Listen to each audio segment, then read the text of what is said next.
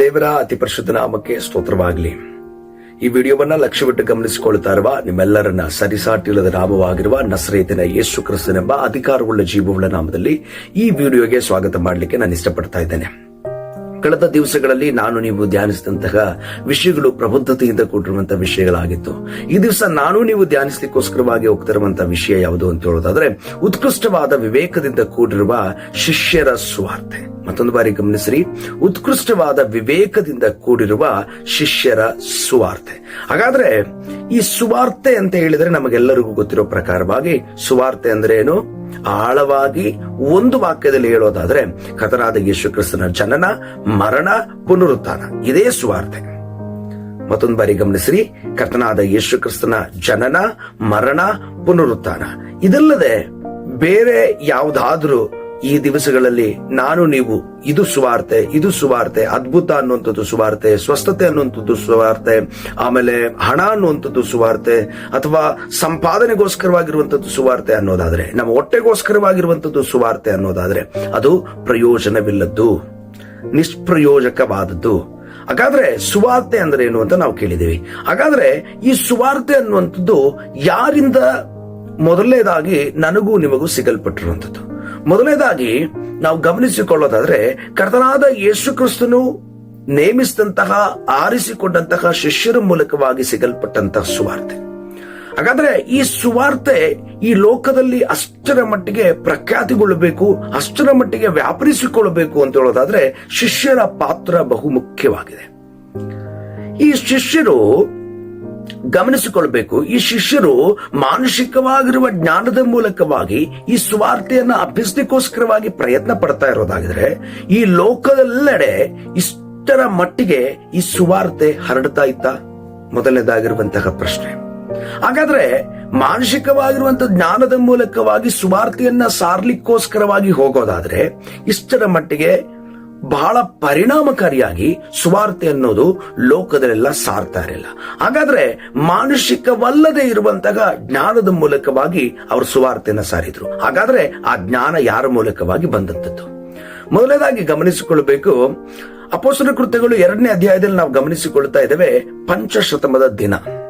ಆ ಪಂಚಶತಮದ ದಿನದಂದು ಪವಿತ್ರಾತ್ಮನು ಒಬ್ಬೊಬ್ಬರ ಮೇಲೆ ಆವರಿಸಿಕೊಂಡ ತದನಂತರವಾಗಿ ಅವರು ಜ್ಞಾನ ವಿವೇಕಗಳಿಂದ ತುಂಬಿದವರಾಗಿ, ತದನಂತರವಾಗಿ ಅವರು ದೇವರಾತ್ಮನನ್ನು ಹೊಂದಿಕೊಂಡ ನಂತರವಾಗಿ ಲೋಕದೆಲ್ಲೆಡೆ ಒಬ್ಬೊಬ್ಬರಾಗಿ ಸುವಾರ್ತೆ ಸಾರ್ತಾ ಇರುವಂತದನ್ನ ನಾವು ಗಮನಿಸಿಕೊಳ್ತಾ ಇದ್ದೇವೆ.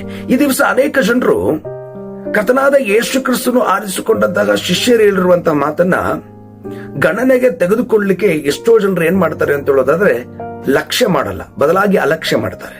ಹಾಗಾದ್ರೆ ಈ ಶಿಷ್ಯರು ಪವಿತ್ರಾತ್ಮನನ್ನ ಹೊಂದಿಕೊಂಡು ಸುವಾರ್ತೆಯನ್ನ ಸಾರುವವರಾಗಿದ್ರು. ಪವಿತ್ರಾತ್ಮನನ್ನ ಹೊಂದಿಕೊಂಡು ಪತ್ರಿಕೆಗಳನ್ನ ಬರೀತಾ ಇದ್ರು. ಪವಿತ್ರಾತ್ಮನನ್ನ ಹೊಂದಿಕೊಂಡು ಸುವಾರ್ತೆಯನ್ನ ಬರೀತಾ ಇದ್ರು. ಪವಿತ್ರಾತ್ಮನನ್ನ ಹೊಂದಿಕೊಂಡು ಪ್ರತಿಯೊಂದು ಪ್ರಾಂತ್ಯಕ್ಕೆ ಒಂದು ರೀತಿಯಾಗಿ ವಲಸೆ ಹೋಗೋ ರೀತಿಯಲ್ಲಿ ತಮ್ಮ ಎಲ್ಲ ವೈಯಕ್ತಿಕವಾಗಿರುವಂತಹ ವಿಚಾರಗಳನ್ನ, ಆಸೆಗಳನ್ನ ಬದಿಗಿಟ್ಟು ತಮ್ಮನ್ನ ಸೇವೆಗೋಸ್ಕರವಾಗಿ ಸಮರ್ಪಿಸಿಕೊಟ್ಟಿದ್ರು.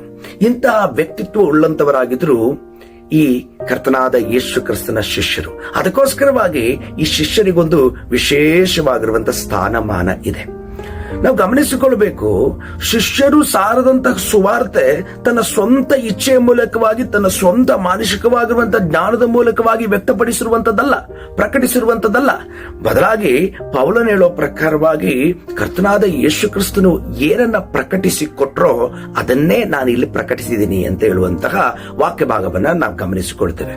ವಿಶೇಷವಾಗಿ ಗಮನಿಸಿಕೊಳ್ಬೇಕು, ಅವರು ಸಾರದಂತಹ ಸುವಾರ್ತೆ ಅನ್ನುವಂಥದ್ದು ಅಂದ್ರೆ ಕರ್ತನಾದ ಯೇಸು ಕ್ರಿಸ್ತನು ನೇಮಿಸಿಕೊಂಡಂತಹ ಶಿಷ್ಯರು ಸಾರಿದಂತಹ ಸುವಾರ್ತೆ ಮಾನುಷಿಕವಾಗಿರುವಂತದ್ದಲ್ಲ ಅಂತ ಸಾಬೀತು ಮಾಡಲಿಕ್ಕೆ ಗಲಾತ್ಯದವರಿಗೆ 1ನೇ ಅಧ್ಯಾಯ 8ನೇ ವಚನ ಸಾಬೀತುಪಡಿಸುತ್ತದೆ. ಅದಕ್ಕೆ ಆಧಾರವಾಗಿ ನಾವು ಗಮನಿಸಿಕೊಳ್ಳೋದಾದ್ರೆ, ಆದರೂ ನಾವು ನಿಮಗೆ ಸಾರಿದ ಸುವಾರ್ತೆಗೆ ವಿರುದ್ಧವಾದದನ್ನ ನಾವೇ ಆಗ್ಲಿ, ಪರಲೋಕದಿಂದ ಬಂದ ದೇವದೂತನೇ ಆಗ್ಲಿ ನಿಮಗೆ ಸಾರಿದರೆ ಶಾಪಗ್ರಸ್ತನಾಗಲಿ ಅನ್ನುವಂತ ವಾಕ್ಯ ಭಾಗವನ್ನ ಗಮನಿಸಿಕೊಳ್ಳುತ್ತೇವೆ. ಏನಂತೆ? ನಾವು ನಿಮಗೆ ಸಾರದ ಸುವಾರ್ತೆಗೆ ವಿರುದ್ಧವಾದದನ್ನು. ಅಂದ್ರೆ ಕರ್ತನಾದ ಯೇಸು ಕ್ರಿಸ್ತನ ಶಿಷ್ಯರು, ಕರ್ತನಾದ ಯೇಸು ಕ್ರಿಸ್ತನು ಆರಿಸಿಕೊಂಡಂತಹ ದೇವದಾಸರು ಸಾರಿದ ಸುವಾರ್ತೆಗೆ ವಿರುದ್ಧವಾದದ್ದನ್ನ ನಾವೇ ಆಗಲಿ, ಅಂದ್ರೆ ಅವರು ಬೇರ್ಪಡಿಸಿಕೊಳ್ತಾ ಇದ್ದಾರೆ. ಅವರೇ ಹೇಳಿರಬಹುದು ಅಥವಾ ಅವರೇ ಬರೆದಿರಬಹುದು, ಆದರೆ ಅವರು ಬೇರ್ಪಡಿಸಿಕೊಳ್ತಾ ಇದ್ದಾರೆ. ಕಾರಣ ಮಾನಸಿಕವಾಗಿರುವಂತಹ ಜ್ಞಾನದ ಮೂಲಕವಾಗಿ ಪ್ರಕಟಿಸಿಲ್ಲ, ಬದಲಾಗಿ ಕರ್ತನಾದ ಯೇಸು ಕ್ರಿಸ್ತನ ಆತ್ಮನ ಮೂಲಕವಾಗಿ ಅವರು ಪ್ರಕಟಿಸಿರುವಂತದ್ದನ್ನ ನಾವು ಅಲ್ಲಿ ಗಮನಿಸಿಕೊಳ್ತಾ ಇದ್ದೇವೆ.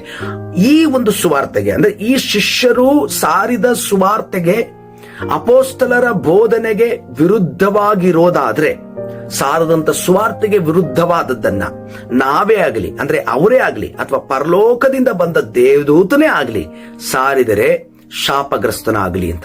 ಇದರ ಅರ್ಥ ಏನು ಗೊತ್ತಾ? ದೇವರಾತ್ಮನ ಮೂಲಕವಾಗಿ ಶಿಷ್ಯರು ಹೊಂದಿಕೊಂಡಂತಹ ಬೋಧನೆಯನ್ನ ನಮ್ಮ ಮಧ್ಯದಲ್ಲಿ ಹೇಳ್ತಾ ಇರುವಂತಹ ಸಂದರ್ಭದಲ್ಲಿ, ಅದು ದೀಕ್ಷಾಸ್ನಾನದ ವಿಷಯ ಆಗಿರಬಹುದು, ಅಥವಾ ವಾಕ್ಯ ಭಾಗದ ವಿಷಯ ಆಗಿರ್ಬೋದು, ಅಥವಾ ಇನ್ನಿತರ ಬೋಧನೆಗಳ ವಿಷಯವಾಗಿರ್ಬೋದು, ಇದಕ್ಕೆ ವ್ಯತಿರೇಕವಾಗಿ ನಾವು ನಡೆಯುವಾಗ ನಾವು ಶಾಪಗ್ರಸ್ತರಾಗ್ತೇವೆ. ಇದನ್ನ ಮೊದಲನೇದಾಗಿ ಗಮನದಲ್ಲಿಟ್ಟುಕೊಳ್ಬೇಕು. ಕರ್ತನಾದ ಯೇಸು ಕ್ರಿಸ್ತನು ಆರಿಸಿಕೊಂಡಂತ ಶಿಷ್ಯರು ಸರ್ವೇ ಸಾಮಾನ್ಯದವರಲ್ಲ, ಬದಲಾಗಿ ಒಬ್ಬನ ಕೈಯಲ್ಲಿ ಪರಲೋಕ ರಾಜ್ಯದ ಬೀಗದ ಕೈಗಳಿದೆ.